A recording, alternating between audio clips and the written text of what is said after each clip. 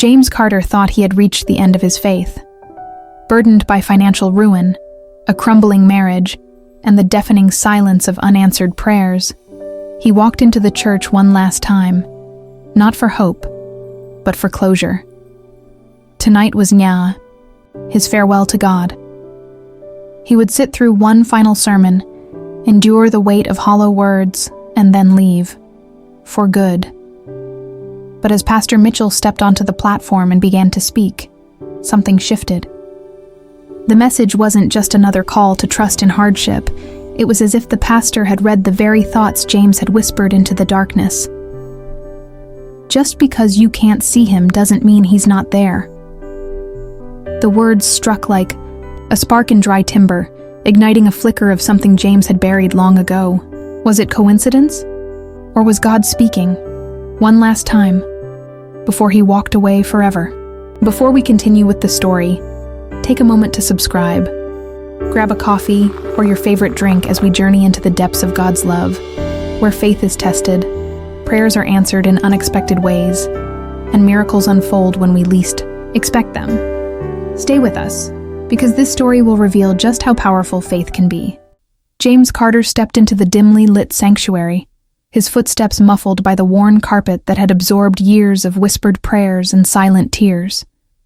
He barely noticed the flickering candlelight near the altar, or the familiar scent of old hymnals, mixed with the faint aroma of coffee lingering from the church foyer.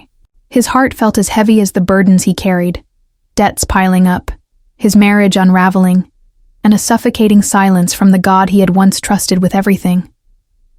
He had not told Sarah, but tonight was his farewell to faith. He would sit through one last service, listen to one last sermon, and walk out for good. Slipping into the back pew, he exhaled slowly, his hands clasped together more out of habit than devotion. A few rows ahead, Sarah sat with her head bowed, her lips moving in quiet prayer. She had been praying for him for months, maybe even years. But James had stopped believing that prayers mattered. If they did, wouldn't God have answered by now? Wouldn't he have stepped in before James had reached this breaking point? His mind drifted as the worship team played softly, voices rising in reverence, but the words felt distant, like echoes from a life that no longer belonged to him. He had once sung with that same passion, had once lifted his hands in faith, believing that God was near. But where was God now, when their savings dried up, when his long nights searching for work ended in rejection, when his marriage had become a strained exchange of words instead of a sanctuary of love? His jaw tightened as guilt twisted inside. Him. Sarah still believed. She still held on when he had nothing left to grasp. He glanced at her, the dim light catching the soft curve of her face, her brow furrowed in concentration. What was she praying for tonight? That he would stay? That God would reach him before it was too late? He turned away, unwilling to meet her hope with his resignation. A hush fell over the sanctuary as Pastor Mitchell stepped onto the platform, his well-worn Bible in hand. James straightened slightly, not out of expectation but routine. He had heard hundreds of sermons before, and tonight would be no different. Another message about trusting God in difficult seasons, another reminder that faith required endurance.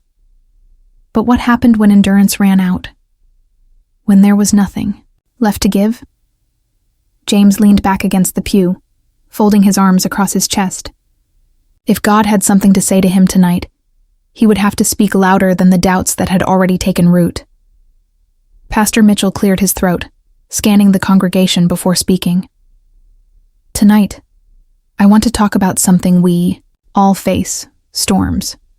Not just the ones outside, but the ones in our souls. The ones that make us question everything. James's breath caught slightly, a flicker of something stirring within him. He shifted in his seat, unsettled, as the pastor continued. And I want to remind you, just because you can't see him doesn't mean he's not there.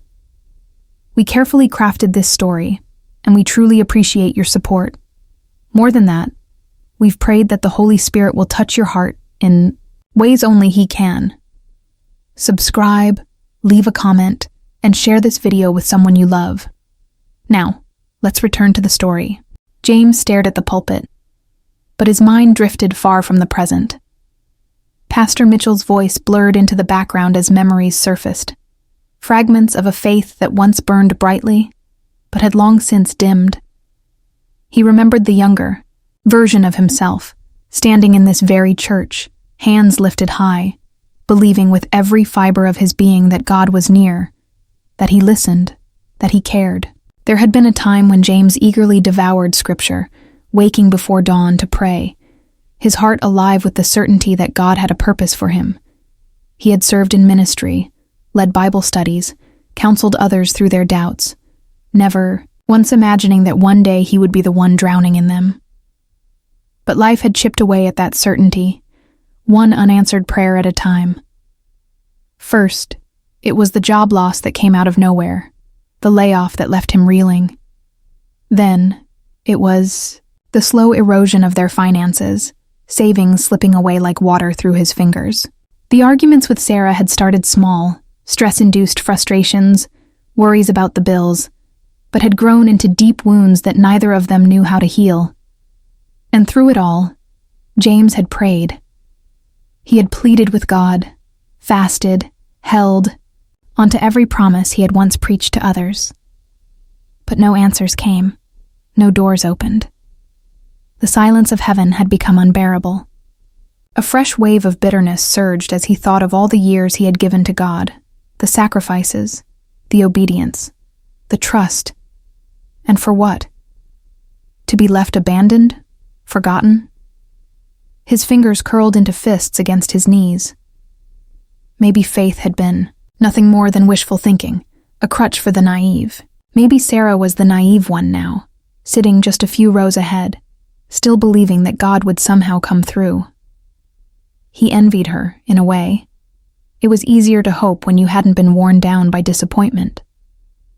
The distant sound of Pastor Mitchell's voice pulled him slightly back. "I know some of you are tired," the pastor said, his voice steady but gentle. "I know some of you have been waiting on God for so long that it feels like he's forgotten you." James exhaled sharply, shaking his head. He wasn't just tired, he was empty. His faith had been stretched beyond its limits, and there was nothing left to give. The pastor continued, but James barely heard him now. He didn't need another sermon about perseverance. He had persevered. And still, God had remained silent. He let his gaze fall to the floor, willing the service to end. What was the point of listening when he had already decided? He was done. But then, just as he was about to close himself off completely, Pastor Mitchell's voice cut through his thoughts. But what if the silence isn't absence? What if it's an invitation? James's breath stilled. An invitation? To what? To keep waiting? To keep believing in a God who refused to answer? He scoffed inwardly, but something in his chest ached. He wasn't sure if it was resentment or the faintest whisper of longing. James sat motionless, his arms still folded tightly across his chest, determined to endure the remainder of the service in silence. But when Pastor Mitchell opened his Bible to the book of Matthew, something in James's spirit tensed. "Let's turn to Matthew 14:30-31, the pastor said, his voice steady, intentional. Peter was walking on water, doing the impossible. But then he saw the wind, felt the waves, and fear took over. He began to sink. James stared at the floor, his pulse quickening. He knew the story well. He had taught it, preached it, believed it. Peter had stepped out in faith, trusting Jesus. But the moment fear overshadowed that trust, he had begun to drown. Pastor Mitchell's voice rang clear through the sanctuary. Peter didn't sink because Jesus failed him. He sank because he let his fear speak louder than his faith. A lump formed in James's throat. How many times had he started strong, believing that God would provide, only to let fear pull him under? When the job loss had come, when the bills had stacked up, when his prayers felt like they were hitting a locked heaven, he had let the waves of doubt overtake him. The pastor continued, "But here's the part we can't forget." Peter cried out, "Lord, save me." And immediately, Jesus reached out his hand and caught him. James inhaled sharply, his jaw tightening. His mind replayed the past months, the sleepless nights staring at the ceiling, the whispered prayers that had gone unanswered. Had he ever really called out for help? Or had he let his disappointment push him further into the deep? His resistance flared again. Wasn't that exactly what he had done? Hadn't he cried out over and over, begging God to change things? And yet, here he was, still drowning. Pastor Mitchell's voice softened, as if speaking directly to him. Some of you feel like you're sinking. Some of you think God has let you go. But I want you to hear this. Jesus never let Peter drown. He never lets go of his children, even when they doubt, even when they struggle. James shifted uncomfortably, his heart pounding. This wasn't coincidence. It couldn't be, but he didn't want to acknowledge it. His pulse quickened as frustration, mixed with something else, something dangerously close to hope. He shook his head. No, he wasn't Peter. Peter had been rescued. James had been left to sink. His fingers gripped the edge of the pew. He needed to leave.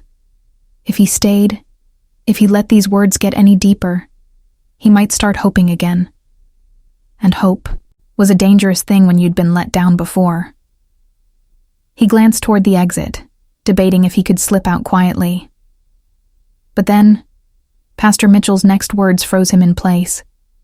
What if tonight is the moment you stop fighting the waves and finally reach for his hand? James swallowed hard, his breath shallow. He wanted to walk away, but someone, was telling him to stay. James's grip on the pew tightened, his knuckles white as Pastor Mitchell's words pressed against the walls he had carefully built around his heart. Peter doubted, the pastor continued, his voice firm yet gentle. He let fear take over. But even in that moment, Jesus didn't stand back and let him sink. He reached out, immediately. James clenched his jaw, something stirring deep, within him, something he didn't want to acknowledge. He had convinced himself that God had left him, that the silence was proof of his absence. But what if he was wrong? What if God had been reaching for him all along, and he had been too consumed by his own pain to see it? His breath grew shallow as a war waged within him. One side desperate to believe, the other refusing to let hope rise again, only to be crushed. He shifted uncomfortably, his body rigid, his heart pounding. From the corner of his eye, he saw Sarah glance back, her brows knitting together as she noticed his unease.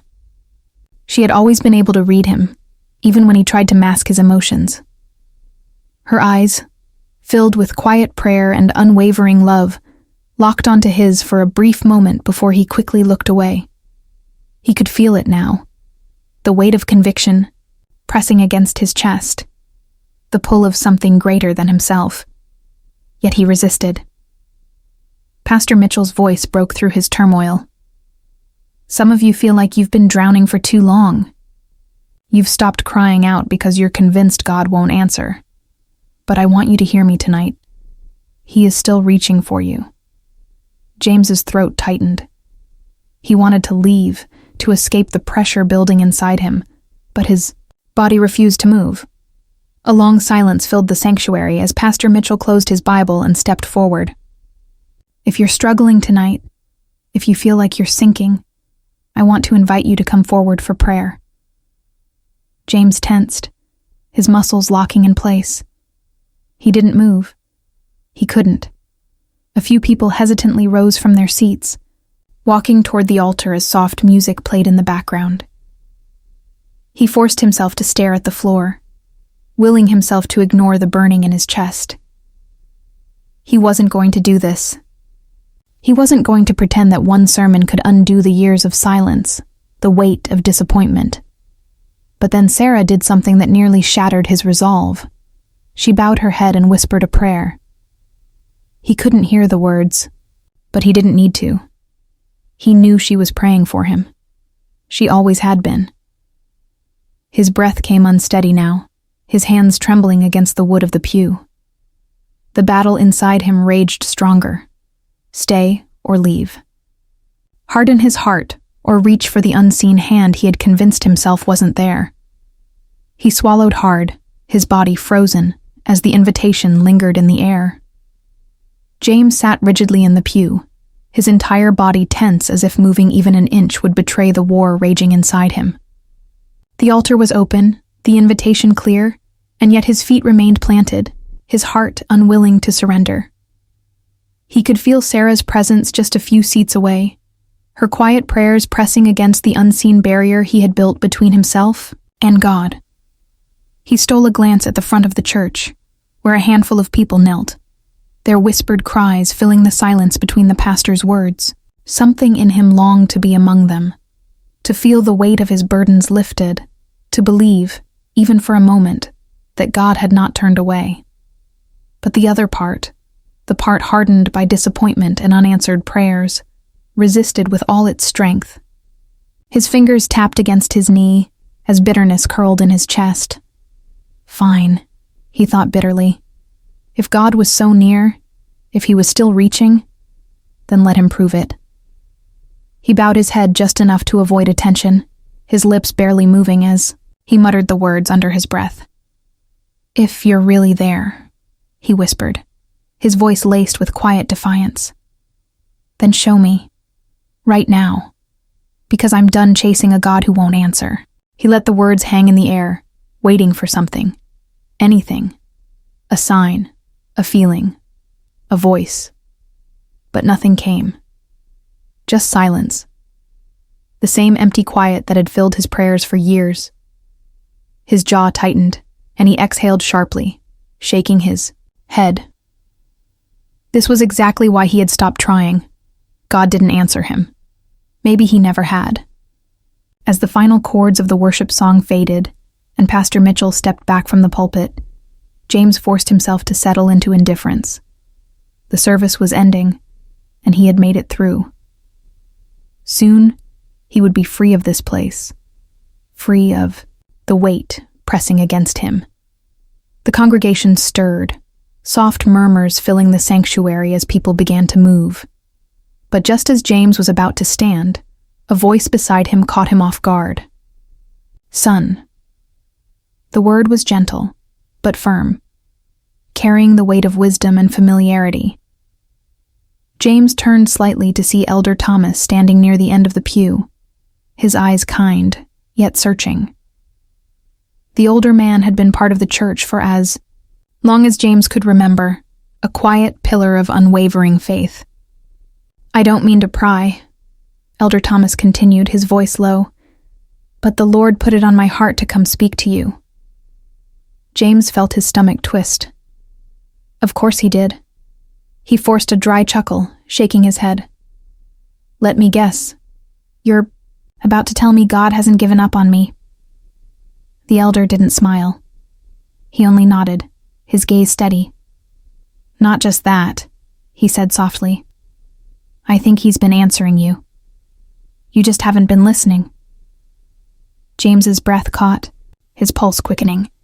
He wasn't sure if it was irritation or something deeper clawing at his chest. But one thing was certain. He wasn't free of this yet. James swallowed hard, his pulse pounding as Elder Thomas studied him with quiet patience. He wanted to scoff, to brush off the older man's words as coincidence, but something in Thomas's steady gaze made it impossible.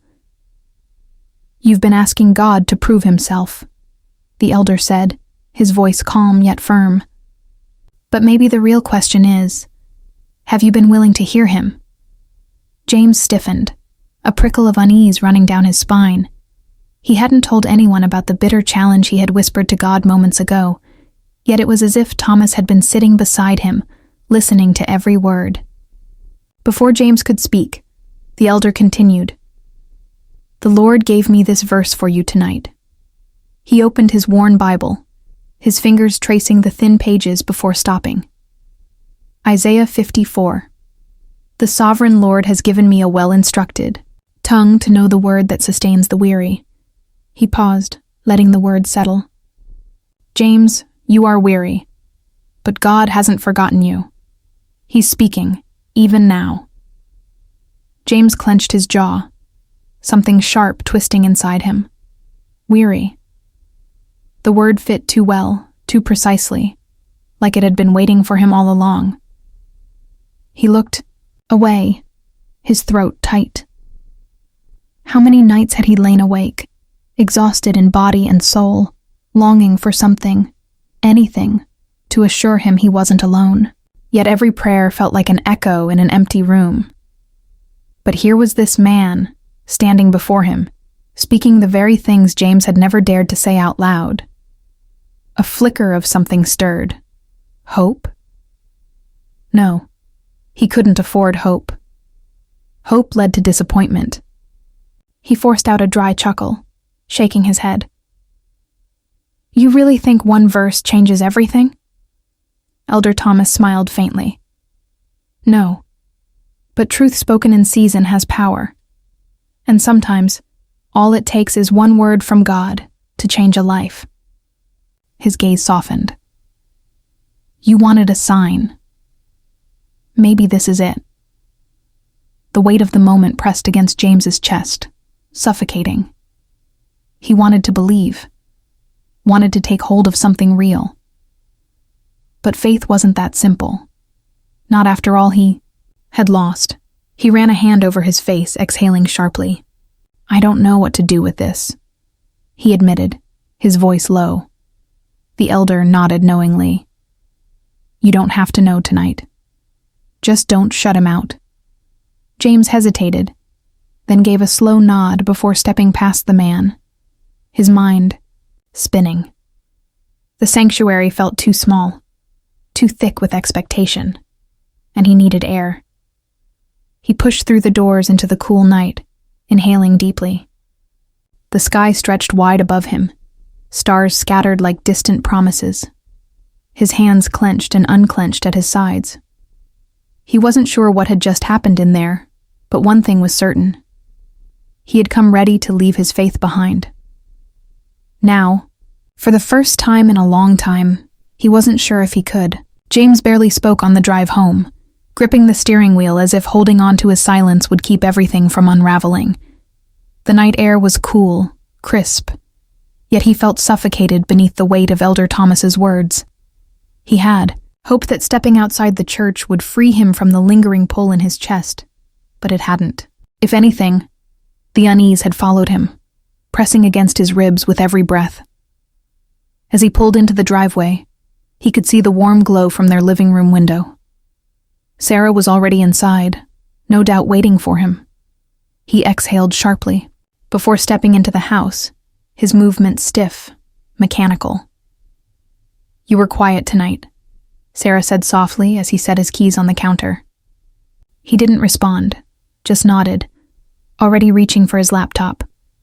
If he could bury himself in work, he wouldn't have to think, wouldn't have to feel. The weight of her gaze was heavy, but she didn't push. Instead, she sat across from him, hands folded on the table. "I've been praying for you, James," she said, her voice steady but laced with something fragile. He tensed, his fingers hovering over the keyboard. He should have expected it, but the words still hit him like a slow twisting blade. "For months," she continued, her voice softer now. "Maybe longer. Even when you stopped believing, I never stopped asking God to reach you." James swallowed hard, his chest tightening. He wanted to be angry, wanted to argue that her prayers had changed nothing, that he had still felt alone, still fought through every struggle without a whisper of God's presence. But the truth was, something had changed tonight, hadn't it? Something had cracked in him, and he didn't know how to handle it. "I don't want to do this right now, Sarah," he muttered, staring at the screen even though the words blurred before him. She was quiet for a long moment, then simply said, "I know." There was no accusation in her voice, no attempt to convince him. Just a quiet, unwavering love that made his chest ache. He kept his eyes on the laptop, but the numbers and words on the screen meant nothing. He couldn't focus, couldn't shake the echo of the sermon, of Elder Thomas's words, of Sarah's quiet, relentless faith. Frustration surged, but it wasn't at her. It was at himself, at the battle waging inside him, at the reality that no matter how much he tried, he couldn't shut God out completely. That night, as he lay in bed, sleep refused to come. The room was dark, silent, but his mind was loud. He stared at the ceiling, haunted by the thought he had tried to suppress all evening. What if God had been speaking all along, and he had just stopped listening? James lay motionless in the dark, staring at the ceiling, willing to sleep. But no matter how many times he shut his eyes, his mind refused to quiet. The sermon, Elder Thomas's words, Sarah's unwavering faith, it all pressed against him, refusing to be ignored. Frustrated, he rolled onto his side, exhaling sharply. That's when he heard it. A soft murmur, barely audible through the thin walls. He frowned, straining to listen. Sarah. She was praying. His chest tightened. He knew she prayed for him. She had told him so. But he had never actually heard her do it. He pushed himself up slightly, his breath shallow as her voice reached. Him, tender yet raw with emotion. "Lord, I don't know what else to do," she whispered, her voice trembling.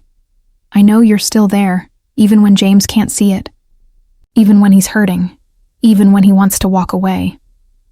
A lump formed in James's throat, and he clenched his jaw. He should stop listening, should roll over and force himself to sleep. But he couldn't. Her words gripped him, each one landing like a weight on his soul. "God, please don't let him go," she continued, a quiet desperation in her tone. "He's so lost right now. But I know you can reach him. I know you can break through the doubt, the hurt, the silence. Please, show him that you're still near." James swallowed hard, his hands curling into fists beneath the covers. Something in him ached, deep and unrelenting. He wanted to dismiss her prayer, wanted to believe it was just wishful thinking. But the way she spoke, as if she truly believed God was listening, unsettled him. Because if Sarah still believed, after everything, then what did that say about him? He squeezed his eyes shut, anger flaring for a brief moment. Anger at himself, at God, at the fact that part of him wanted to believe again, wanted to reach for something he had long since abandoned. The sound of Sarah's quiet sobs sent another pang through him, guilt mixing with something he couldn't quite name. He exhaled sharply and swung his legs over the side of the bed, rubbing his face. He needed air, needed space. His gaze landed on the bookshelf across the room, where a thick, dust-covered Bible sat wedged between forgotten books. His old Bible. He hesitated, then slowly stood, crossing the room. His fingers hovered over the worn leather cover before he finally picked it up. It was heavier than he remembered, or maybe that was just the weight of everything he had avoided. He traced his thumb over the pages, his heart pounding. He wanted to open it, wanted to see if there was something waiting for him inside. But fear gripped him, fear that he would find nothing at all. With a frustrated sigh, he set it down and walked out of the room, leaving both the Bible and his questions unopened. James sat alone in the dim glow of the kitchen, his hands wrapped around a mug of coffee that had long since gone cold. Sleep had eluded him, his mind too restless, his heart too heavy. Sarah's prayer still echoed in his ears, her quiet pleading, stirring something deep within him, something he had tried for so long to silence. His gaze flickered to the Bible he had abandoned on the table earlier. the same one he hadn't touched in months, maybe longer. The weight of it pressed against him, an unspoken invitation he wasn't sure he was ready to accept. But the urge was there now, persistent, unshakable. With a slow exhale, he reached for it, his fingers hesitating before finally flipping open the worn pages. He didn't know what he was looking for, but before he could second-guess himself, his eyes landed on Matthew 14. Peter, walking on water, his chest tightened. Of all the places to turn, why here? His fingers traced the words as he read. But when he saw the wind, he was afraid, and beginning to sink, he cried out, "Lord, save me." Immediately, Jesus reached out his hand and caught him. James swallowed hard. The story was so familiar, yet tonight, it struck something new inside him. Peter had stepped out in faith, believing, trusting, but then the storm had come, and fear had taken over. Doubt had swallowed him whole.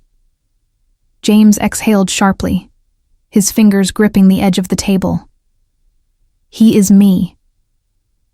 The realization crashed over him like a wave, knocking the breath from his lungs. He had started with faith once, hadn't he? He had believed in God's goodness, trusted in his plan. But then the winds of hardship had come.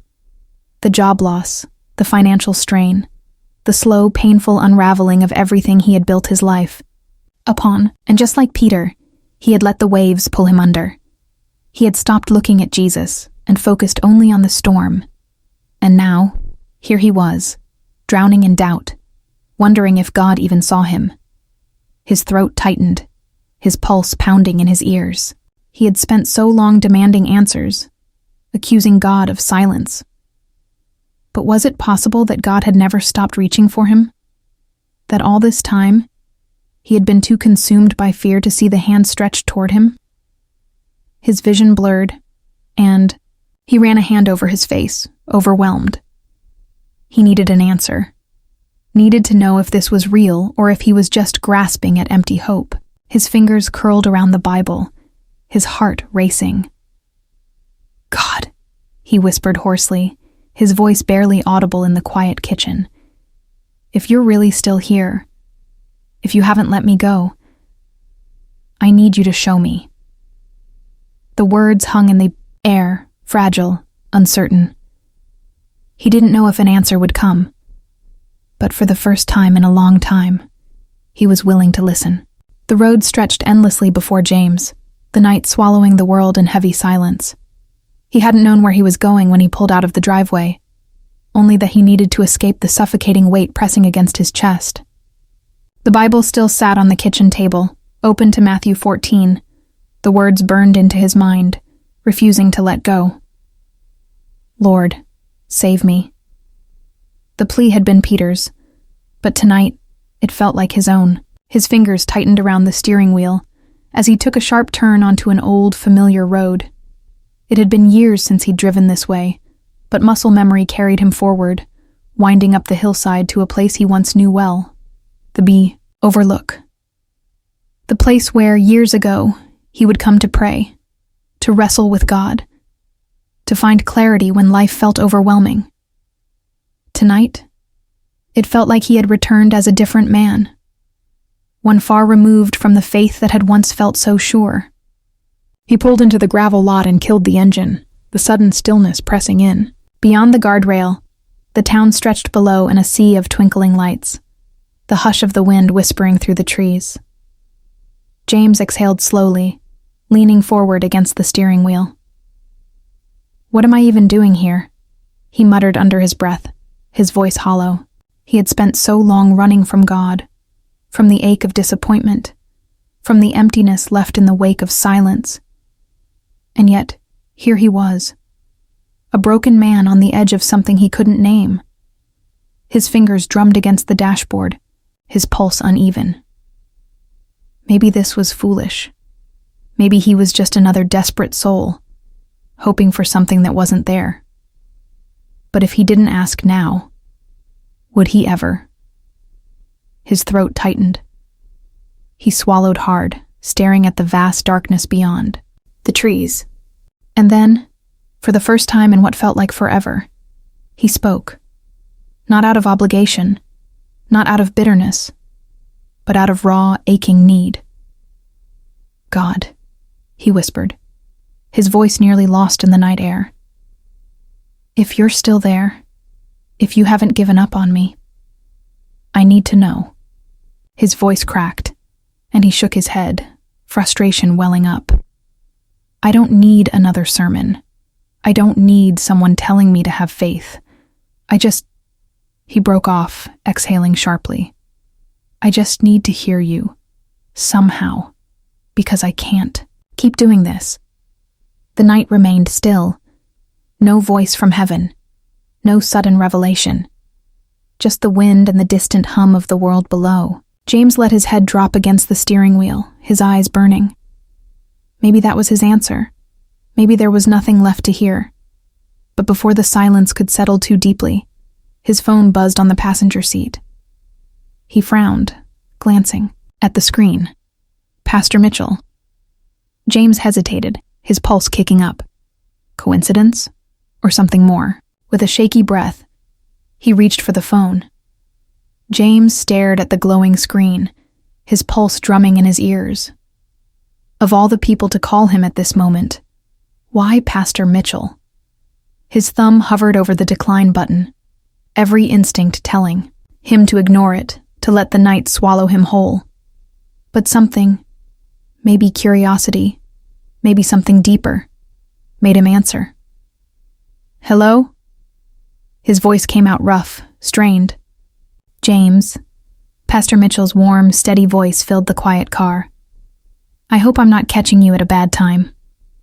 James let out a hollow chuckle, rubbing a hand over his face. Depends on what you mean by bad time. But instead of sarcasm, he simply muttered, What's going on, Pastor?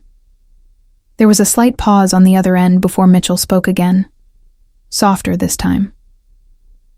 I don't know exactly, but God put you in my heart tonight. James's breath caught slightly, his fingers tightening around the steering wheel. The words unsettled him, pressing into the cracks of his defenses. I was wondering if you'd meet me for coffee in the morning, Mitchell continued. No pressure, no expectations, just a conversation.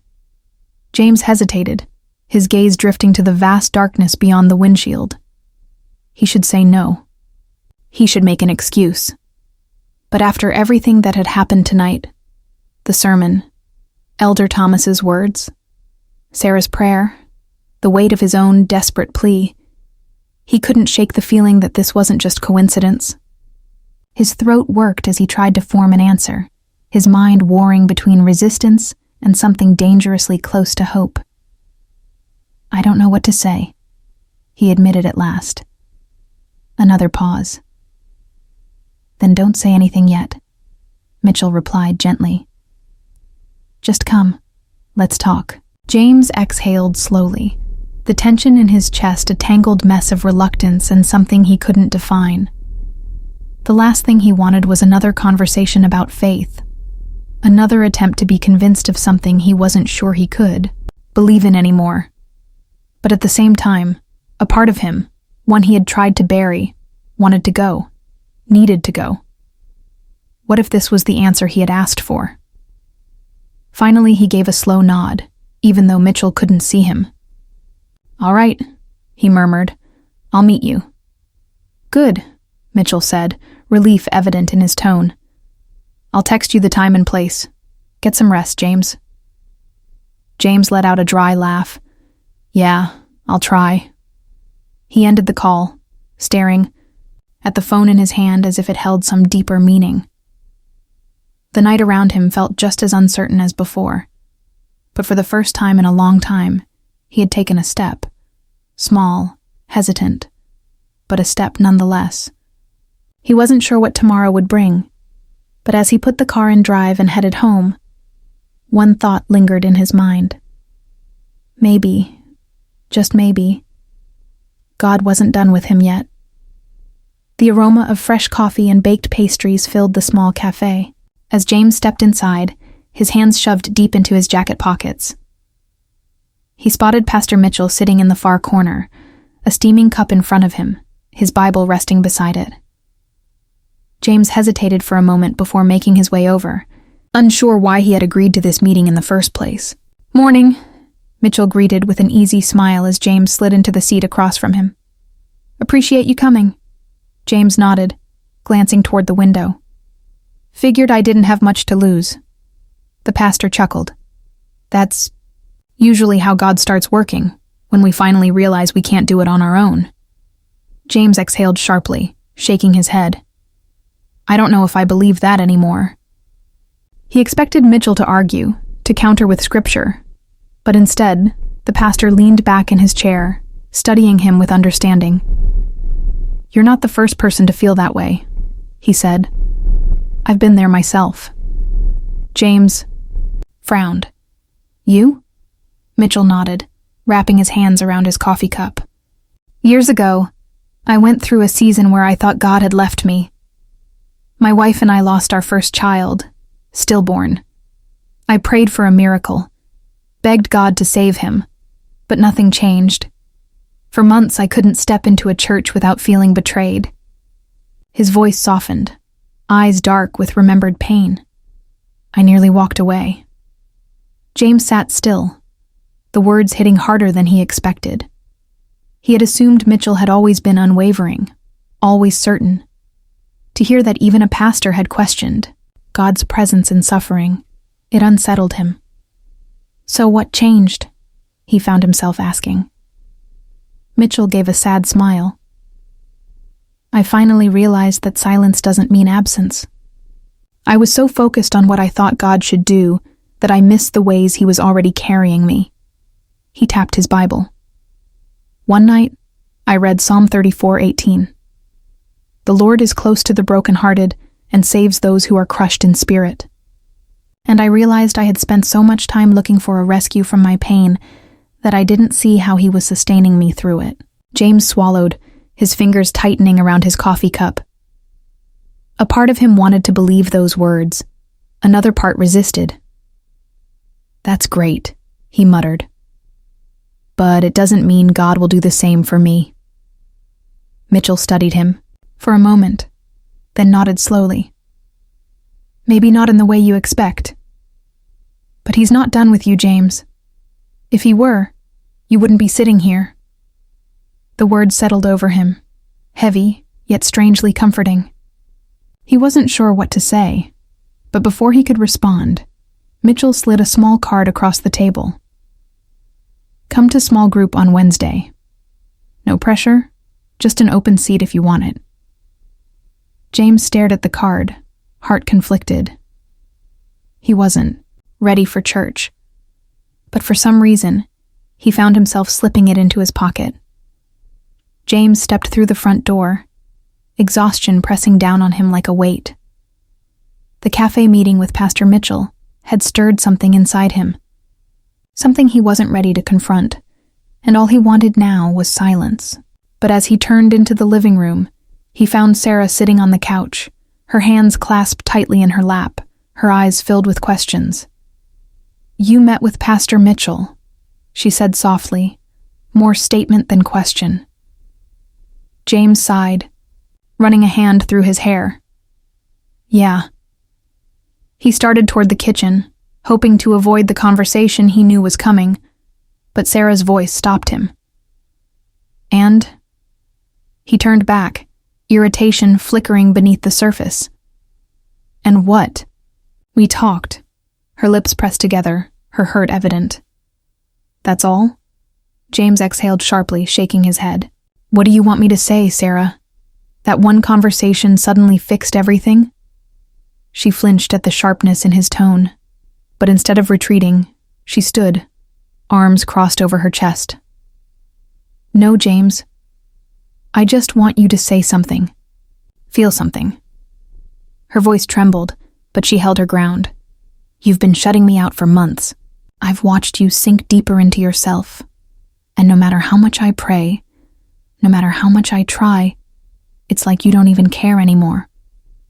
James's frustration flared. You think I don't care?" He let out a bitter laugh, shaking his head. "Do you have any idea what it's like to feel like God has abandoned you? To beg for answers and hear nothing? You still have your faith, Sarah. You still believe. But He stopped himself, jaw tightening.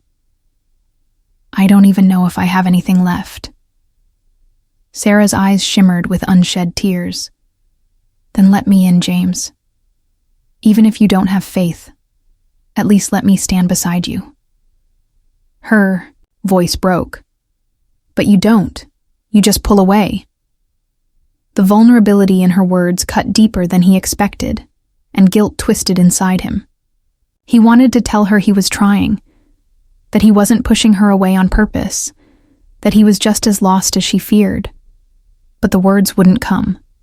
Silence stretched between them, thick and unbearable. Finally, Sarah exhaled shakily, brushing a tear from her cheek. "If you're not going to fight for your faith, at least fight for us." James clenched his fists, his emotions a tangled mess of frustration, guilt, and exhaustion. For a brief moment, he considered leaving, just getting in his car and driving until the world made sense again. But he didn't. Instead, he sank onto the couch, rubbing his face with both hands. "I don't know how," he admitted, voice barely above a whisper. Sarah sat beside him, not speaking, just resting her hand lightly on his. The warmth of it grounded him, even as everything else felt like it was falling apart. The morning light filtered through the blinds as James sat at the kitchen table, absent-mindedly stirring his coffee, his mind still tangled in the argument from the night before. He hadn't meant to hurt Sarah. He knew she was right. He had been shutting her out, but admitting that felt like exposing a wound he wasn't ready to acknowledge. His thoughts were interrupted when Sarah walked in, her steps hesitant. She held a small piece of paper in her hand, her eyes flicking to him cautiously. "What's this?" she asked, unfolding it.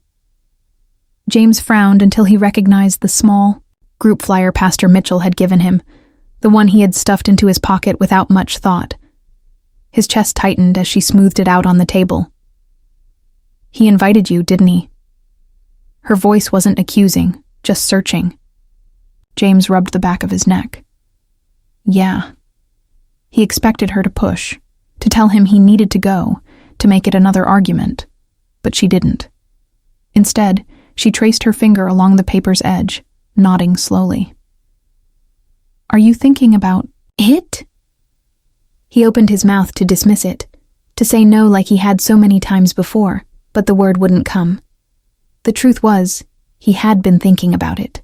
The conversation with Pastor Mitchell had unsettled him, left cracks in his defenses that he couldn't quite patch up. The idea of walking into a room full of believers, of hearing them talk about God like he was still close, still listening, it terrified him. But a part of him, buried beneath the doubt, wanted to see if maybe, just maybe, there was still something left for him. He exhaled, staring into his coffee. "I don't know," he admitted. Sarah's eyes softened, hope flickering in them for the first time in a long time. "Will you think about it?" she asked gently. "Just consider going?" He hesitated, fingers tightening around his mug. The war inside him hadn't ended, but for the first time, he wasn't immediately rejecting the possibility. After a long pause, he gave a small nod. "I'll go," he said, the words feeling foreign in his mouth. "But just to listen." Sarah smiled, a quiet, knowing kind of smile. "That's enough." James wasn't sure if it was, but as she reached across the table and gave his hand a gentle squeeze, he realized something had shifted. It wasn't a grand revelation. It wasn't a sudden return of faith. But it was a step, one he hadn't taken in a long time. And maybe, just maybe, that was enough for now. James sat stiffly in the circle of chairs, the low hum of conversation filling the small church meeting room. The scent of coffee and old hymnals lingered in the air, a familiar mixture that should have been comforting, but instead, it made him feel out of place. He had promised Sarah he would come, but now that he was here, he wished he weren't. The others chatted easily, their faces open, their words filled with the kind of faith James had once carried, but now struggled to understand. He kept his hands folded in his lap, his shoulders tense, determined to remain an observer. That resolve wavered when Robert, a middle-aged man with tired eyes and a warm smile, leaned forward and began to speak. "I didn't think I'd ever find my way back to God," Robert admitted, his voice steady but filled with quiet emotion. "For years, I built my life around what I thought mattered: success, money, security. And then, in what felt like the blink of an eye, it was gone. I lost my job. My marriage crumbled. I was drowning in disappointment, convinced that God had abandoned me." James's breath caught slightly, his fingers tightening around the fabric of his jeans. The words felt like they had been pulled straight from his own life. He glanced around, half expecting someone to call him out, to tell him this was no coincidence, that this was meant for him. But no one did. Robert simply continued, his gaze distant, as if reliving the pain he had walked through. "I was angry," he admitted. "I stopped praying, stopped going to church. I told myself that if God really loved me, he wouldn't have let me fall that far." He let out a small, sad chuckle. "But the funny thing is, sometimes it's the fall that makes you realize you were never standing on solid ground to begin with." James swallowed hard, his pulse uneven. "That's me." The thought came unbidden, unsettling. He had spent so long believing that his struggles were proof of God's absence, but here was a man who had been in the same darkness, who had drowned in the same doubt. And yet somehow, he had found his way back. James wanted to ask how. How do you trust again when the silence has lasted for so long? How do you rebuild faith when everything in you is too tired to believe? The words burned on his tongue, but he couldn't make himself speak. Instead, he kept his gaze fixed on the floor, willing his hands to stop shaking. The conversation shifted, moving on to prayer requests, but James barely heard it. The weight of Robert's story pressed against him, stirring something deep inside. He wasn't sure what it was, conviction, hope, or maybe just fear, but it left him rattled. For the first time in a long time, he wanted to say something. But instead, he stayed silent, unsure if he was ready to let anyone see just how lost he truly was. The car ride home was quiet, but James's mind was anything but. Robert's testimony echoed in his thoughts, circling like a question that refused to be ignored. Sometimes it's the fall that makes you realize you were never standing on solid ground to begin with. The words had struck something deep, something raw. Was that what had happened to him? Had he spent years building his faith on the idea that God would always make life work out the way he expected? And when things had fallen apart, when the job disappeared, when the bills piled up, when his prayers seemed to bounce off the ceiling, had he mistaken the collapse of his circumstances for the absence of God? His hands tightened on the steering wheel as he drove, his thoughts a tangled mess of doubt and longing. He barely noticed the passing streetlights, barely registered the quiet rise and fall of Sarah's breath beside him. But she noticed him. She always did. "James," she said softly, pulling him from his thoughts. He glanced at her briefly, before turning his eyes back to the road. "What's wrong?" He let out a breath, shaking his head. "I don't know," he admitted.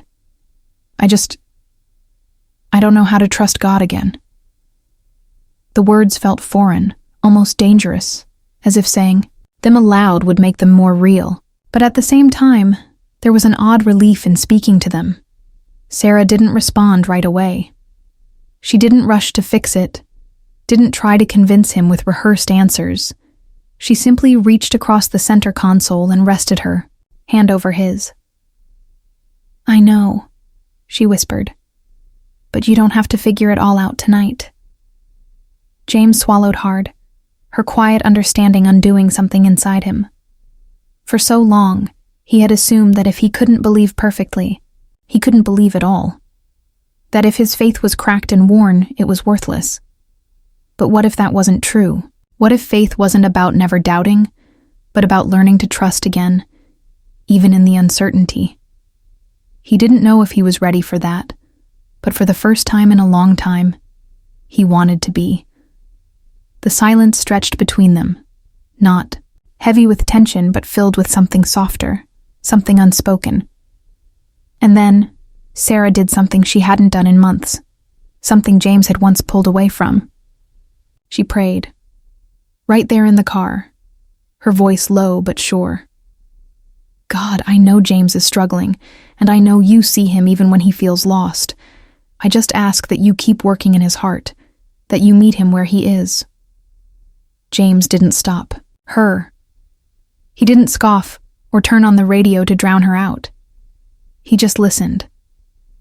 He wasn't sure if he believed the words she prayed, but he wasn't sure he didn't either. And for now, that was enough.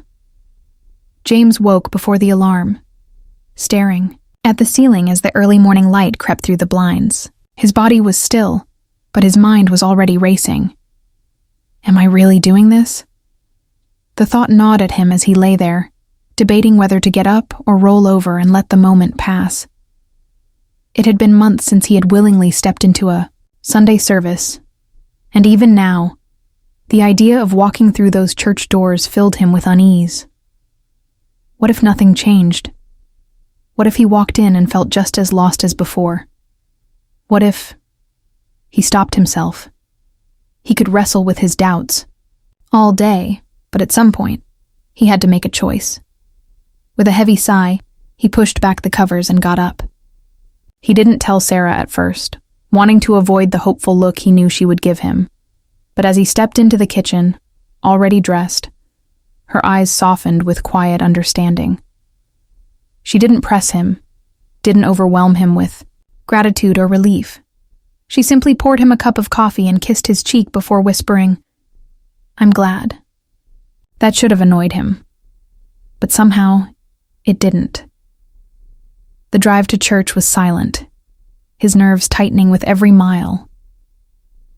By the time they pulled into the lot, the parking spaces were already filling up, and a familiar pressure settled in his chest. He wasn't sure he could do this, but somehow his feet carried him forward, through the doors, past the familiar faces he barely acknowledged. He stopped near the back, standing stiffly against the wall, unwilling to move closer. The music swelled around him, voices lifted in praise, but James barely heard it. His heart pounded as he scanned the room, watching people with arms raised, eyes closed, fully believing in the God he still wasn't sure would meet him here. He swallowed hard, his hands shoved deep into his pockets. I don't belong here. The damn thought was instant, sharp. And yet, he hadn't left. He had given himself every excuse to stay home, every reason to walk away. But he was still standing here, still waiting for something he couldn't name. The music faded, and Pastor Mitchell stepped onto the platform, flipping open his Bible.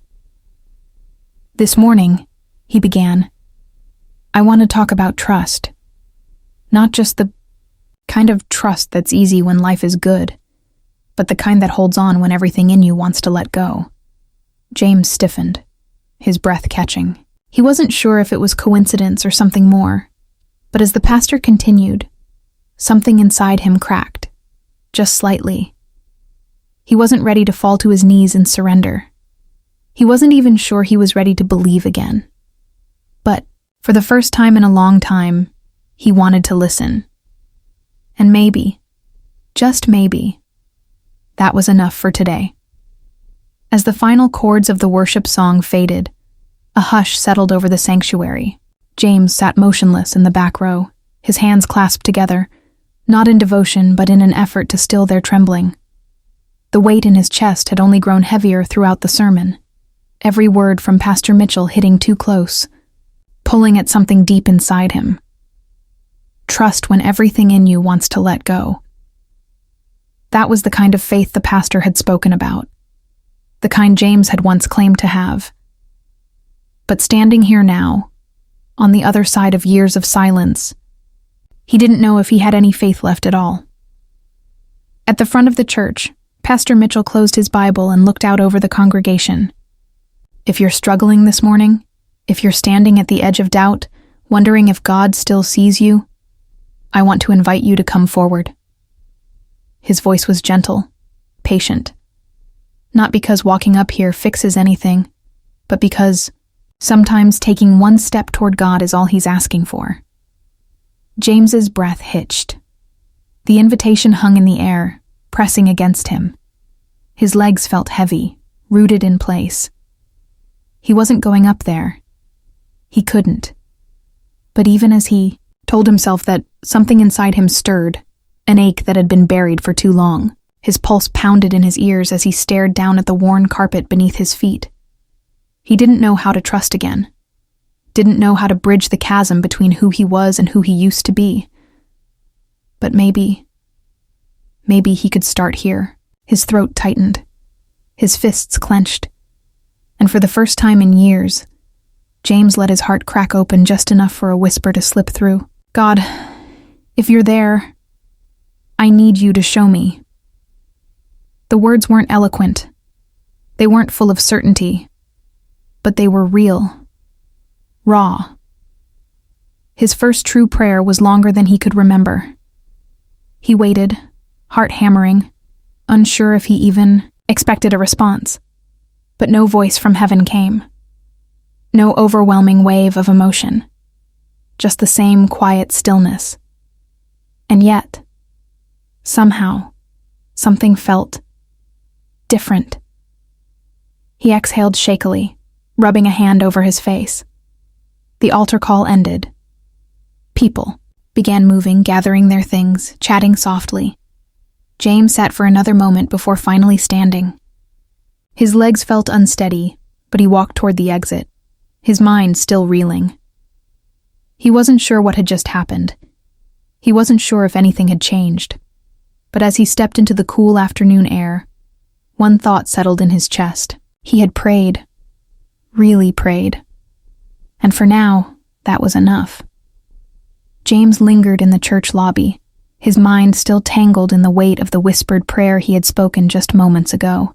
People moved around him, shaking hands, exchanging warm smiles. But he felt disconnected, as if he were standing in a place between two worlds, one of doubt and one of something he wasn't ready to name. He wasn't sure why he hadn't just walked straight to the car where Sarah was waiting, but his feet had stalled here, his thoughts unwilling to settle. God, if you're there, I need you to show me. The words still echoed in his chest, fragile but real. And then, as if on cue, a familiar voice broke through the noise. James. He turned and found himself face to face with Elder Thomas. The older man's expression was warm but searching, his kind eyes holding the same depth of understanding they had the night he first approached James after service. I was hoping I'd see you today, Thomas said, gripping James's shoulder, lightly. James forced a tight smile. Yeah, well, I figured I'd give it a try. He didn't know why he felt the need to explain himself, but something about Thomas's presence made him feel exposed, as if the man could see straight through the wall James had spent years building. Thomas nodded knowingly. I don't believe in coincidences, son, he said, his tone gentle. I felt led to share something with you today. James exhaled, already bracing himself. He expected another encouraging remark, another reminder that God was still near, the kind of words people meant well, but never truly understood. But then Thomas said, Isaiah 41:10. James stiffened. Do not fear, for I am with you. Do not be dismayed, for I am your God. I will strengthen you and help you. I will uphold you with my righteous right hand." The words landed with a force James hadn't expected, knocking the breath from his lungs. His heart pounded, his mind racing. Of all the verses, of all the things Thomas could have said, why that one? His throat worked as he tried to find something to say, but nothing came. He had just asked, just moments ago, "God, if you're there, I need you to show me." And now, here stood Elder Thomas, unknowingly speaking words that felt like an answer, straight from heaven itself. James's pulse roared in his ears, his hands tightening at his sides. Was this real? Was God actually speaking to him through this man? He didn't know what to do with the thought, didn't know if he was ready to accept it. Thomas studied him for a moment, then gave a small nod, as if sensing the weight of James's silence. "Just think on it," he said simply, then patted James's shoulder before walking away. James stood frozen, his heart a chaotic mess of doubt, wonder, and something dangerously close to hope. That evening, James sat on the couch, staring at the muted television while his mind replayed the events of the day. He had expected to leave church feeling the same emptiness, the same distance from God that had settled over him for so long. Instead, he felt something else, something he couldn't name. It wasn't certainty, and it wasn't faith, not yet. But it also wasn't nothing. His whispered prayer, Elder Thomas's words, the way his heart had reacted to Isaiah 41:10, it all pressed against him, refusing to be ignored. Across the room, Sarah moved quietly, tidying up dishes from dinner, but he could feel her eyes on him. She had been watching him all night, not with suspicion, but with something softer, something careful. Finally, she sat beside him, tucking her legs under herself. "You've been quiet," she said gently. James exhaled, running a hand through his hair. "Yeah," he admitted. He hesitated, unsure how to put into words what he wasn't even sure he understood. "Something happened today." Sarah didn't press, didn't rush to respond. She simply waited, giving him space. James swallowed, staring at his hands. "I don't know what it was. When Elder Thomas spoke to me, when he said that verse, it felt like something." He shook his head. "I don't know what to do with that." Sarah's hand found his, her fingers lacing through his with quiet strength. "You don't have to know yet," she whispered. "God isn't asking you to have it all figured out." He let out a slow breath, squeezing her hand absent-mindedly. That was what unsettled him the most. This wasn't a sudden, dramatic return of faith. It wasn't like everything had clicked into place. But for the first time in a long time, he didn't feel like he was sinking. He didn't feel as alone. "I think..." He hesitated, the words feeling fragile. "I think I want to go back next Sunday." Sarah's grip on his hand tightened slightly, but she didn't react with surprise or overwhelming relief. She simply smiled, her eyes soft with understanding. "I'd love that." James nodded slowly, the decision settling in his chest like a cautious first step. He still had questions, still had doubts, but there was something inside him now, something he hadn't felt in years, a whisper of possibility, of hope. He didn't know if it would last, didn't know where this road would lead. But for now, it was enough. As Sarah rested her head against his shoulder, James let out a breath he hadn't realized he'd been holding. For the first time in what felt like forever, he wasn't running. And maybe, just maybe, that was the beginning of finding his way back. James stepped through the church doors with Sarah beside him, the familiar scent of worn hymnals and fresh coffee filling the air.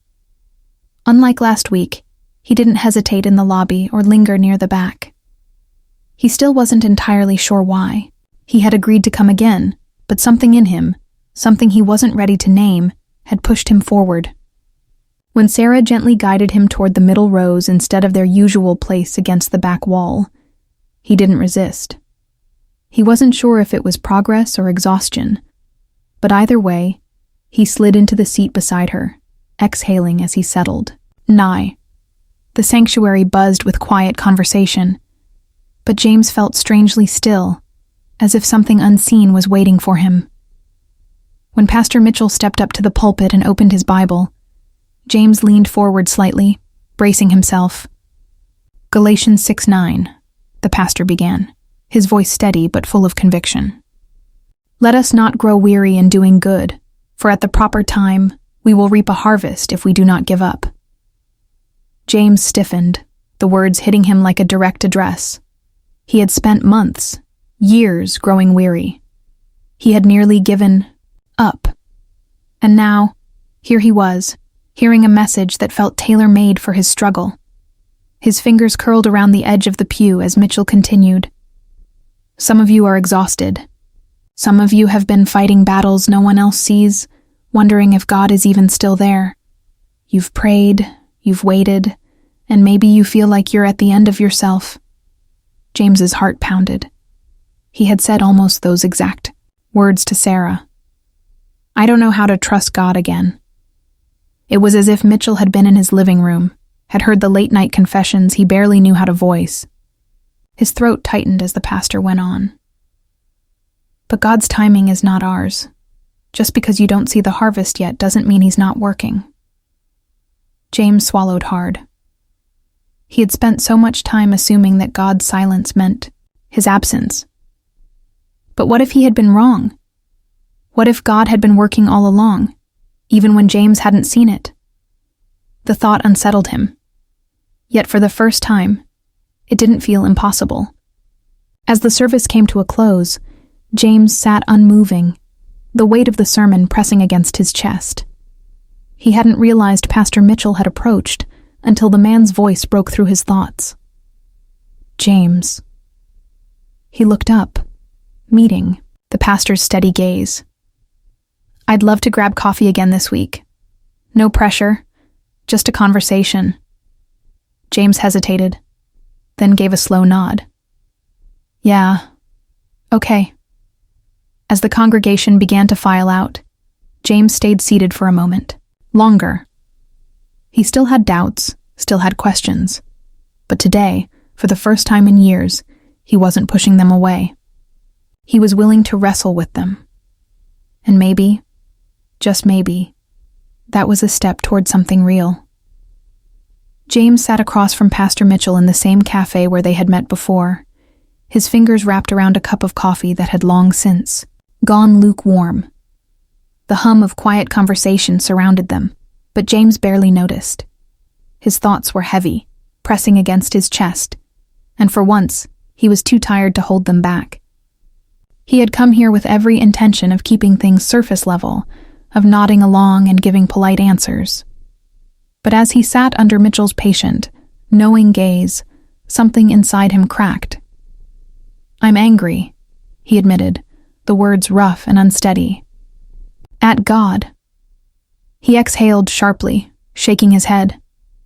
I don't know how to let that go. He expected Mitchell to flinch, to correct him, to launch into a sermon about trusting God's plan. But the pastor didn't move, didn't even blink. He just nodded, as if he had been waiting for James to say it. Tell me why, he said gently. James let out a bitter chuckle, rubbing a hand over his face. Where do I start? I've tried, Mitchell. I've tried to do the right thing, to trust, to believe, and all it's gotten me is loss. His voice grew tight. I lost my job. I almost lost my marriage. I lost my peace, my faith. He stopped, jaw clenched. And through it all, God has been silent. He hadn't meant to say so much, but now that the words were out, they felt impossible to take back. A part of him braced for rebuke, but Mitchell only nodded again. That's a heavy burden to carry. James scoffed. Yeah, Well, I've been carrying it for a long time. Mitchell leaned forward slightly, his expression calm but intent. James, you're not alone in this. Even David, someone the Bible calls a man after God's own heart, cried out in frustration. How long, O Lord? Will you forget me forever? He paused. God isn't afraid of your anger.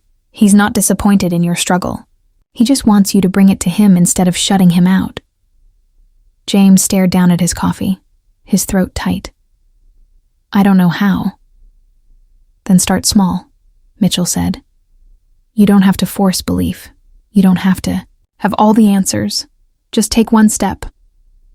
He reached into his bag and pulled out a well-worn Bible, sliding it across the table. Start here. James hesitated, staring at the book like it might burn him. He had spent years avoiding this, pushing it away. But now, the idea of opening it again didn't feel as impossible as it once had. He slowly reached out, running his fingers along the familiar cover. I'll think about it, he murmured. Mitchell smiled. That's all I ask. As James left the cafe, the weight on his chest remained, but it wasn't quite as suffocating as before. And as he glanced down at the Bible in his hands, he wondered if maybe, just maybe, God wasn't as silent as he had thought. James sat at his desk, mindlessly scrolling through emails, but his focus was elsewhere.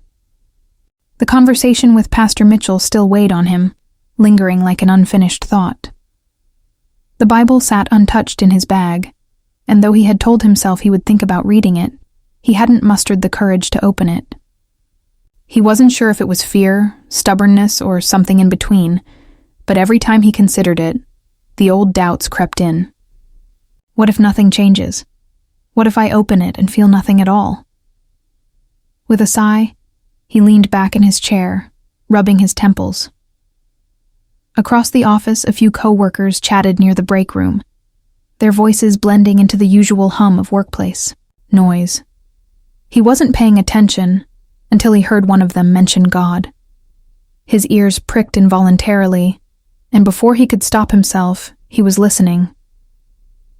Man, I don't know how we made it through, a familiar voice said. James recognized it as Kevin, one of the guys from accounting. Last year was rough. We were drowning in bills, and then my wife got sick. I thought we were going under. But things turned around? Another coworker asked. Kevin let out a short chuckle. Not right away. For a while it just felt like we were treading water. But I kept praying, kept trusting that somehow God would make a way. James felt his chest tighten. Kevin continued. And he did. Not how I expected, not how I wanted, but in ways I couldn't even see at the time. Looking back, I can see his hand in all of it. James sat frozen, his heart pounding. He had heard plenty of people talk about God before, but this felt personal. Too personal. His thoughts raced. What if God has been trying to reach me all along? What if I've been too bitter, too angry to see it? He shook his head, pushing the thought away, but it clung to him for the rest of the day, refusing to fade. That night, after Sarah had gone to bed, James sat alone in the living room, staring at his bag. He reached for it slowly, pulling out the Bible Pastor Mitchell had given him. His fingers traced the cover, familiar yet foreign, the weight of it resting heavy in his hands. One step, Mitchell had said. Just start small. James swallowed, his chest tightening. He wanted to open it. Wanted to see if there was something inside waiting for him. But fear whispered in his mind. What if nothing happens? What if it's just words? He sighed and set the Bible on the table beside him, running a hand over his face. Not tonight. But as he sat there, staring at the book, the question gnawed at him. What if God had been speaking all along, and he had just refused to listen? James sat on the couch, elbows resting on his knees, staring at the closed Bible on the coffee table, as if it might open on its own. The weight of it pressed against him, heavy with expectations he wasn't sure he could meet. The quiet of the house settled around him, save for the faint ticking of the clock on the wall. He had spent the last 10 minutes just looking at the book, debating whether he had the courage to open it. His conversation with Pastor Mitchell played in his mind, as did Kevin's testimony at work. It was starting to feel like God was surrounding him with reminders, with moments that felt too intentional to ignore. But was it real? Or was he just grasping at things because he wanted them to mean something? He exhaled sharply, rubbing a hand over his face. That's when he heard soft footsteps. He looked up to see Sarah standing in the doorway, her gaze shifting from him to the Bible. She hesitated, as if debating whether to speak, then walked over and sat beside him. "You don't have to be afraid of it, you know," she said gently. James let out a humorless chuckle. "Who says I'm afraid?" She gave him a knowing look. "James." His shoulders slumped. He sighed, staring down at the book. "I don't know what I'm expecting," he admitted. "I don't even know where to start." Sarah reached out, brushing her fingers over the cover before glancing at him. "Maybe just start where God left off." He frowned. "What do you mean?" "The last passage that spoke to you," she said softly. "The one that's been following you." James knew instantly. Matthew 14, Peter on the water. The same story Pastor Mitchell had preached on the night James had nearly walked away for good. He hesitated, then finally flipped open the Bible, his fingers finding the familiar passage. His eyes skimmed the words, and this time, they cut deeper. "Lord, if it's you, tell me to come to you on the water." "Come," he said. Then Peter got down out of the boat, walked on the water, and came toward Jesus. James swallowed, his throat tight. Peter had trusted, had taken the step.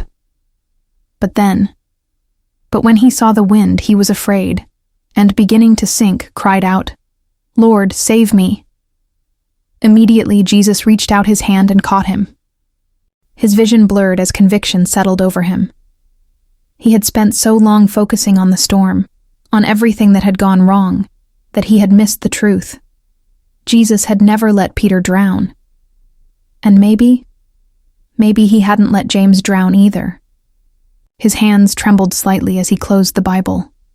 Then, for the second time in years, he bowed his head. "God," he whispered, voice unsteady, "I don't need proof. I just need you to lead me." And for the first time, he meant it. James gripped his phone tightly, his knuckles white as the words from his supervisor settled over him like a weight. "I'm sorry, James. The company's making cuts again. We're reducing your hours until further notice." His heart pounded, the familiar panic rising in his chest. He forced himself to respond with a stiff, "I understand," before ending the call. His hands trembled as he set the phone down on the kitchen table, his mind already racing. Less hours meant less pay. Less pay meant more stress, more unpaid bills, more uncertainty about how they would stay afloat. The old familiar fear curled inside him, whispering the same thoughts that had haunted him for months. "You're sinking. God isn't coming through for you." He pressed his palms against his face, his breathing uneven. This was the moment where, in the past, he would have spiraled, where anger and despair would have swallowed him whole. And yet, something held him back. His eyes flickered toward the Bible still sitting on the table, open to Matthew 14. Peter saw the wind and was afraid. But immediately, Jesus reached out his hand. James clenched his jaw, his pulse hammering. This was the test, wasn't it? It was one thing to pray when things felt stable, when hope was growing. But now was when trust had to become real. His fingers curled into fists. He didn't want to pray. He wanted to yell, to demand answers. but that same quiet pull that had been following him for days urged him forward. Slowly, hesitantly, he bowed his head. "God," he whispered, his voice thick. "I don't know what to do. I don't know how to fix this." His throat tightened. "But I'm asking you, help me trust you anyway." His own words startled him. They weren't a plea for rescue, not exactly. They were a surrender, a choice. He exhaled shakily and sat back, rubbing his hands over his face. The fear wasn't gone. The problem wasn't fixed. But he had made a different decision this time, one that didn't rely on sight, but on faith. As the weight of the moment settled, another voice echoed in his mind. "Do not fear, for I am with you." James blinked, remembering Elder Thomas's steady words from that day in the church lobby. He hadn't believed them then. But now, sitting in his kitchen with uncertainty pressing in from every side, they felt less like a platitude and more like a promise. He inhaled deeply, his heartbeat slowing. Maybe God hadn't taken away the storm, but maybe, just maybe, he was in it with him. James pushed back from the table and stood, the tension in his body still present, but not suffocating. For the first time in a long time, he wasn't running from the fear. He was walking through it. And that, he realized, was faith. James sat on the edge of the bed, his hands clasped loosely between his knees, staring at the floor. The weight of the day still lingered, the financial setback, the fear that had tried to consume him, the battle between doubt and trust. But something was different this time. He hadn't drowned in the panic like before.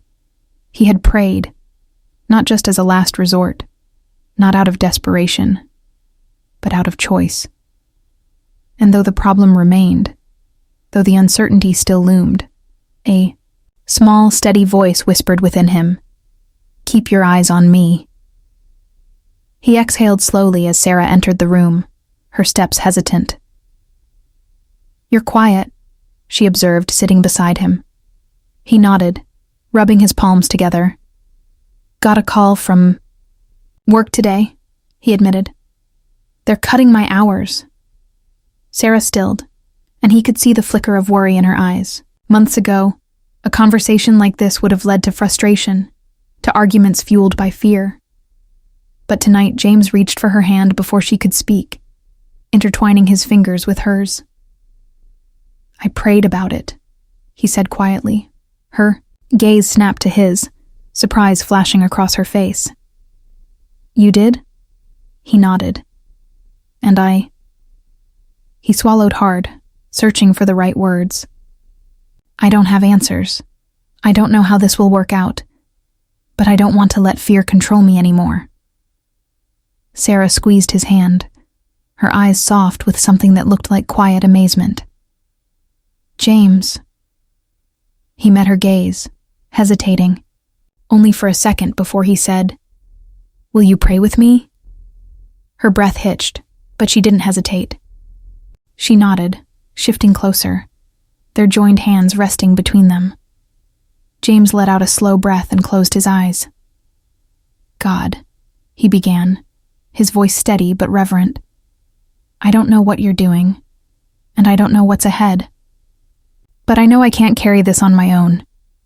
He swallowed, his grip tightening slightly. "So I'm asking you, help us. Give us wisdom. Give us peace, no matter what happens." A silence followed, thick and sacred. Then Sarah whispered, "Amen." James opened his eyes, exhaling shakily. He had prayed before, of course, but tonight, it wasn't just words, it was surrender. He had stepped out of the boat, like Peter, not knowing if the waves would hold him, but choosing to trust anyway.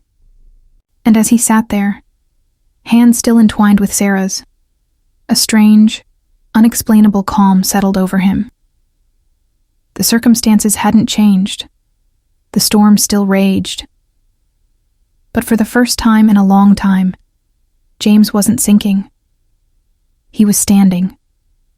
And somehow he knew he wasn't standing alone. Sunday morning arrived, and for the first time in years, James didn't feel like an outsider as he stepped into the church with Sarah. The air buzzed with a quiet energy, not one of perfection or easy answers, but of resilience, of people choosing to hold on to faith despite their struggles. He had always assumed he was alone in his pain, that he was the only one questioning, the only one wondering where God was in the mess of life. But as he watched people greet one another, share burdens, and lift their voices in worship, he saw something he had been blind to before. They were struggling too. Elder Thomas, who had been a rock for so many, had just lost his brother, but still stood at the door, shaking hands with a quiet strength. Kevin from work, the one who had unknowingly spoken into James's doubts, stood with his wife, their hands clasped tightly, a picture of faith restored after a season of hardship. A young mother near the front wiped tears from her eyes as she sang, not in despair, but in surrender. They weren't just attending church. They were being the church, leaning on one another, lifting each other up, walking through life's storms together. For so long, James had believed faith meant certainty. But now he was beginning to understand. It wasn't about having all the answers. It was about trusting even when the answers didn't come. As the worship settled and Pastor Mitchell took the pulpit, James found himself listening differently. "We are not meant to walk alone," the pastor said, his gaze sweeping over the congregation. "Faith is not an individual battle. It's a shared journey. And sometimes, the testimony of one person's struggle becomes the encouragement. Another person needs to keep going." James's chest tightened. Testimony. The word carried weight.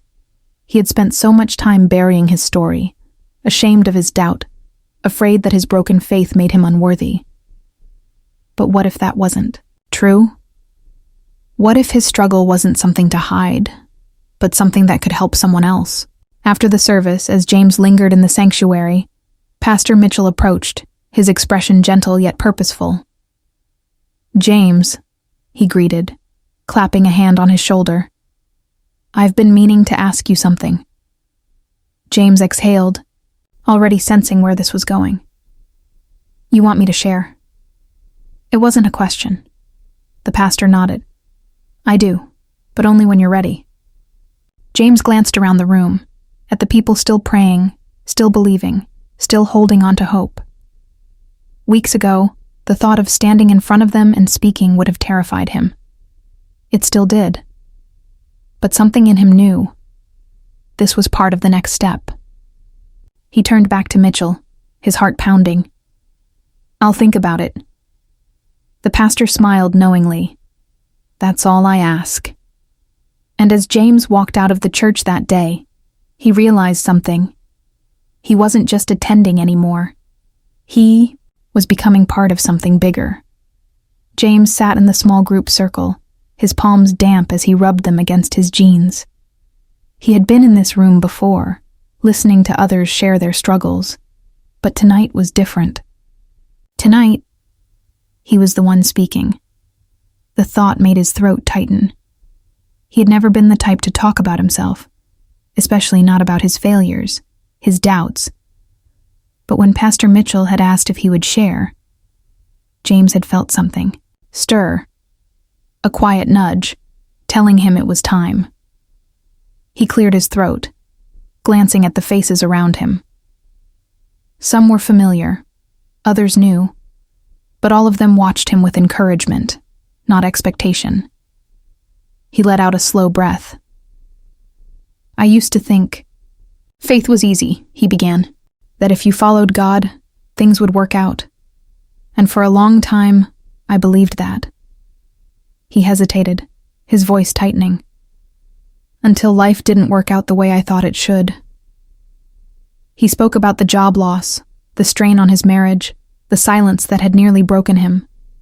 About the Sunday he had come to church for what he believed was the last time. "I was done," he admitted. I had convinced myself that if God wasn't answering, then he must not be there at all. A few people nodded, their quiet understanding making it easier to continue. But then, little by little, things started happening. Not big things, small ones. He swallowed, remembering. Elder Thomas, speaking to me. A verse I didn't want to hear but couldn't ignore. A conversation, at work that felt too personal to be coincidence. And eventually I realized God had been speaking all along. I had just stopped listening. The room was silent, the weight of his words settling over the group. I won't pretend I have it all figured out, he continued, his voice softer now. I still have doubts. I still have questions. But I've learned that faith isn't about never struggling. It's about trusting God even when you don't understand. His gaze flickered to Sarah, who was watching him with quiet pride, her eyes shining. And I've learned that even when you think you've lost your faith, God hasn't lost you. A lump formed in his throat, and for a moment, he couldn't speak. But then he exhaled, shaking his head with a small, odd chuckle. I don't deserve his grace, but he's given it to me anyway. Someone whispered, Amen. James looked around, the circle seeing not judgment, not pity, but something he hadn't expected. Belonging. He wasn't alone. He never had been. And as the group prayed together, as he bowed his head and let their words of faith and gratitude wash over him, he knew this wasn't the end of his journey. It was only the beginning. James stood in the same pew where, weeks ago, he had nearly walked away from faith forever. The sanctuary looked no different. The same worn hymnals, the same soft glow of the overhead lights, the same quiet murmurs of people greeting one another. But everything felt different. He felt different. The weight that had once pressed so heavily on his chest had lifted, not because all his problems had vanished, but because he no longer carried them alone. The worship team began to play, and as voices rose around him, James hesitated for only a moment before closing his eyes and allowing himself to step into the moment. For so long, worship had felt hollow, like words drifting into an empty sky. But today, the lyrics hit deeper. Great is your faithfulness to me. The words echoed in his heart, not as a distant hope, but as truth. He had seen it, God's faithfulness, not in grand, miraculous gestures, but in the quiet, persistent ways he had reached for James when he had been too broken to reach back. The music swelled, and for the first time in years, James lifted, his hands, not in obligation, not out of routine, but in surrender. A deep exhale left his chest, as if he were finally breathing after years of holding it all in. When the worship ended, Pastor Mitchell stepped forward, flipping open his Bible. Romans 5:5, he said, and hope does not disappoint, because God's love has been poured into our hearts through the Holy Spirit, who has been given to us. James felt his throat tighten. Hope does not disappoint. If he had heard those words months ago, he would have scoffed. But now, standing here, he understood. Hope was not about avoiding hardship. It was not about never feeling lost or wrestling with doubt. It was about knowing that even in the struggle, God was still present. That even in the silence, he was still working. That even when James had nearly given up, God never had. As Mitchell spoke, James didn't just listen. He believed. He wasn't the same man who had once sat in the back row, arms crossed, waiting for a reason to leave. He was a man being rebuilt, one step at a time. And for the first time in a long time, he wasn't afraid of the journey ahead. As the service ended, James remained standing for a moment, looking around at the congregation, not as a place he had once resented, but as a family he was choosing to be part of again. He wasn't at the end of his story. He was at the beginning of something new. And this time, he wasn't walking alone. The sanctuary buzzed with the familiar hum of conversation as people slowly filtered out, but James didn't move. He stood near the front, his fingers tracing. The back of the pew, staring at the small wooden table set up by the exit. A clipboard sat on top, lined with sign-up sheets for different ministries: ushers, children's ministry, outreach teams. A month ago, he wouldn't have given it a second glance. A month ago, he had barely been able to sit through a service without wanting to run. But today was different. Today, something stirred in him. An urge not just to stay, but to step in. He took a slow breath, his heart steady in a way it hadn't been for a long time. He had spent so many years believing that serving God required having everything figured out, that faith had to be unwavering before it could be put into action. But now he saw the truth. Faith wasn't about being perfect. It was about showing up. Even in the questions, even in the struggles, even when the journey still felt uncertain. He caught sight of Pastor Mitchell near the door, speaking with a few members of the congregation. Their eyes met, and Mitchell gave him a small, knowing nod. No pressure, no expectation. Just an acknowledgement of where James had been and where he was now. James exhaled, then walked forward. Not toward the altar this time, not for prayer, but for something else. He picked up the pen, hesitated for only a moment, then signed his name on the volunteer sheet. He didn't know exactly what he was stepping into, but for once, he wasn't afraid of the unknown. He was ready to take part in something bigger than himself, not because he had to, but because he wanted to. A hand rested on his shoulder, and he turned to see Sarah smiling at him, eyes shimmering with quiet pride. She didn't say anything, but she didn't have to. Her fingers gave the lightest squeeze, as if to say, "I see you. I'm with you." James gave her a small smile in return, the weight in his chest replaced by something lighter, freer. The voices around him blurred as he took in the moment, not as an outsider, not as someone on the verge of leaving, but as someone who had chosen to stay. The journey wasn't over. There would still be hard days, still be moments of doubt. But James no longer felt like a man at the end of his faith. He was only just beginning. This story is a reminder that God moves in ways we may not always understand, but His love never fails. If this touched your heart, let me know in the comments. I'd love to hear your thoughts.